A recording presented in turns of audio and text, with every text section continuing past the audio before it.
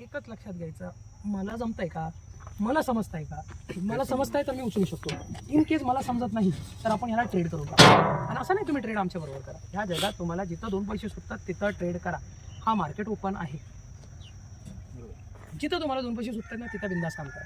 मी तुमच्याकडनं काही 2 पैसे घेतले आणि तुम्ही माझ्याकडनं काही 2 पैसे घेतले नाही. माझा माणुसक्या नात्याने बाबांसाहेबचा उपकार होता माझ्यावर, त्यामुळं मी जनकल्याणासाठी पुढं आलो. ते होते त्यामुळं मी आहे. तर त्यासाठी मी तुम्हाला मार्गदर्शन देतो आहे की बाबा हा सेटअप केलं, तुम्ही स्टेप बाय स्टेप काम करा आणि स्टेप बाय स्टेप काम केल्यानंतर 2 पैसे कमवा. जिथं समजतंय तिथंच हात टाका. जे समजत नाही विचारा, त्याला ट्रेड करून टाका. ट्रेडमध्ये किलोवर 2 रुपये कमवा. ट्रेडिंग मार्केटमध्ये सगळ्यात जास्त तुम्हाला पैसे लवकर देणार, सगळ्यात जास्त. प्रत्येक वस्तूची आपण ट्रेडिंग करतो. अरे दूध विकायचं आहे त्याची ट्रेडिंग करतो, घर विकायचं आहे, घर भाड्याने द्यायचं आहे त्याची ट्रेडिंग करतो. प्रत्येक जागेवर आपण ट्रेडिंग करतो. फक्त काय, इथं ट्रेडिंग करताना स्वतःच्या पदरवरनं पैसे लावायचा नाही. तिथं माल आहे, तिथं व्यापारी आहे, या व्यापारीला त्या मालचा फोटो व्हिडिओ पाठवायचा. लोकेशन त्यांनी म्हटलं तर भैया कधी जिल्हा सांगायचं, गाव कुठला ती सांगायचं. आणि जर तो इथलाच असेल लोकल, तर जर इथं जे गाव आहे ह्या गावात माल आहे तर 20 किलोमीटर लांबचं सांगायचं. म्हणजे जर त्यांनी नेटवर्क लावलं तर तो तिथं शोधत बसेल. ही माल हा व्यापारी फोटो व्हिडिओ, भैया तुला पटला, गाडी पाठव, लोड करून देतो, काट्यावर पेमेंट घेणार.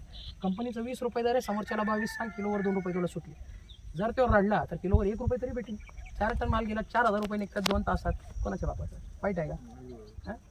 लोकांना 4 दिवस लागतात 4,000 रुपये कमवायला, तुम्ही 2 तासात कमवताय. तर हे बेसिक गोष्ट आहे, हे करा. उद्योग हे खरंच चांगलं, पण हे उद्योग तेव्हाच करा जेव्हा तुम्ही स्वतः रिसर्च करताय.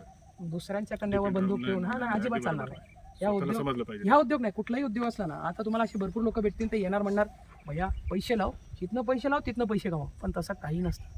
जर तसं असलं असताना तुमचे आई वडील श्रीमंत झाले असते. तर तसं काही नसतं. बेसिक शिकून घ्या. आणि बेसिक काय, अगोदर पैसे लावायचं नाही, अगोदर ज्ञान घ्यायचं. ज्ञान घेतलं तरच तुम्ही पुढे जाणार.